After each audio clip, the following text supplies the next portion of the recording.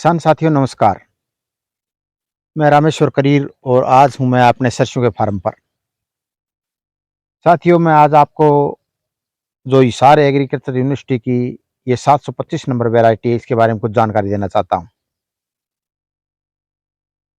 साथियों बात ऐसे है कि हम किसान हैं और किसान को हर कोई समझता है कि ये मेरी खुराक है। तो हमें अपना जो सिस्टम है उसको थोड़ा सा सुधारने की ज़रूरत है। अब जब हम बीज लेने जाते हैं, चाहे वो नरमा का हो, चाहे सरसों का हो, चाहे किसी चीज़ का हो, 1000 रुपये किलो। अब सरसों का बीज है, इसकी 1000 रुपये का 1 किलो आता है और ये हम 1 किले में लगभग 1 किलो बीज बीजते हैं। तो साथियों मैं आपको ये कहना चाहता हूँ कि जैसे ये कहते, पहली बात तो सरसों में हाइब्रिड होती ही नहीं है। अब जो भी कंपनियां जैसे बीज बेचती है, जैसे ये 4546 है या कोई और अन्य है, तो ये सारे कहते हैं कि ये हाइब्रिड है। तो हाइब्रिड है तो फिर ये दोबारा नहीं बीजी जा सकती। इनका कहने का जो मतलब है कि हाइब्रिड है, तो इसका मतलब ये होता है कि हाइब्रिड को दोबारा उसी बीज को यूज नहीं कर सकते, दोबारा कंपनी से ही लेना पड़ेगा। तो कंपनी से लेना पड़ेगा तो वही 1000 रुपये 1 किलो के।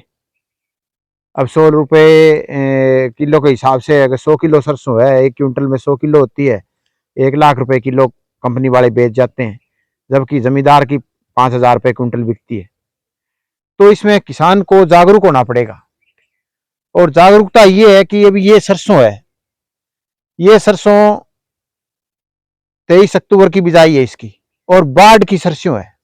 इससे पहले हमने इसमें गुआर बोया था और कंपेन से गुआर निकलवाया था, तो वो सारा का सारा इसके अंदर मिला दिया था।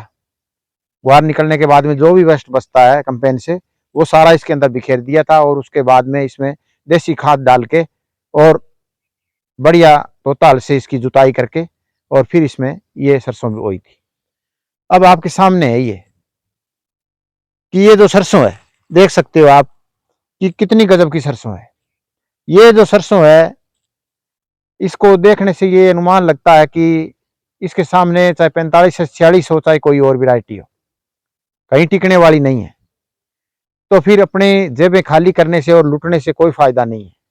हमें इस बात को ध्यान में रखते हुए कि किसान का पैसा बचे और पैदावार भी अच्छी हो, तो हमें ये जागरूकता हर किसान भाई में फैलानी चाहिए, हर किसान भाई में, कि हमें अपना घर का बीज उत्पादन करना चाहिए।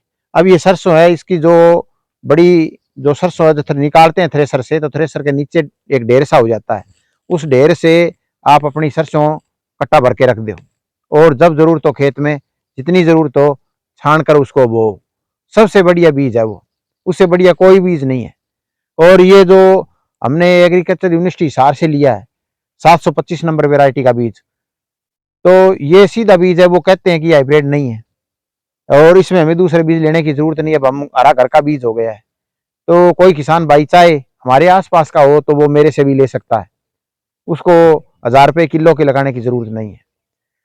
तो आज मैं आपको ये बताता हूँ कि ये जो आज यूनिवर्सिटी के अंदर हमारे मेला था केवीके में, तो वहाँ पे वीसी साहब भी आए थे और कंट्रोलर भी आ रहे थे और शिक्षा विस्तार निदेशक भी आए हुए थे, बलवान जी।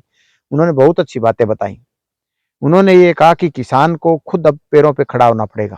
जब तक आप अपने पैरों पे खड़ा नहीं होगा, ये आपके अंधेरा यूं छाए रहेगा और आपकी जो आय है दुगनी, वो कोई ऊपर से आके करने वाला नहीं है, ना ही कोई देश की सरकारें करने वाली है। वो आपको अपनी आय दुगनी खुद ही करनी होगी।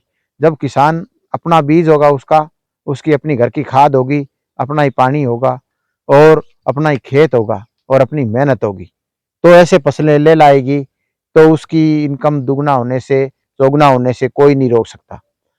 तो मैं साथियों आज आपसे यही अनुरोध करता हूँ कि जिस भी किसान भाई की अपनी घर की सरसों बोई हुई है, वो अपना अच्छा छान कर बीज रख लें, ताकि किसी की अधीनता ना हो और अपने जो गाड़ी कमाई का पैसा है वो कंपनियां ना लूटे।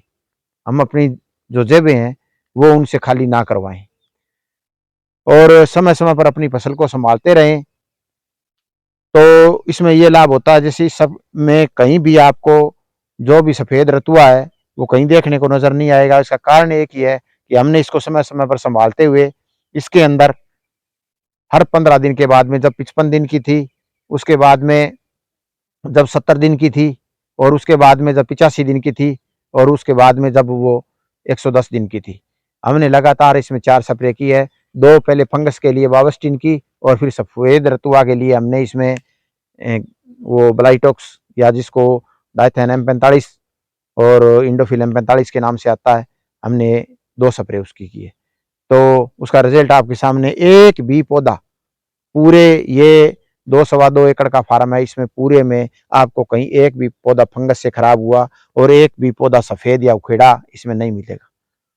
और हमने इसमें जब 2 पानी दिए थे, तो पानी के साथ में नीचे ट्राइकोडर्मा वर्जेनियम और ट्राइकोडर्मा विरिडी को भी चलाया है। तो उसके चलाने से जमीन में जो पड़े नाइट्रेंट है, वो न्यूट्रेंट भी इसको पौधे को मिले हैं, और जमीन में नीचे से फंगस की किसी प्रकार की कोई शिकायत नहीं है। आगे भी ये जो फसल होगी उसमें भी लाभदायक सिद्ध होगी, और ये फिलहाल जो मौजूदा फसल है इसके भी अंदर भी इसका बहुत बड़ा फायदा है। ठीक है साथियों, आज की जानकारी के लिए इतना ही। नमस्कार, धन्यवाद।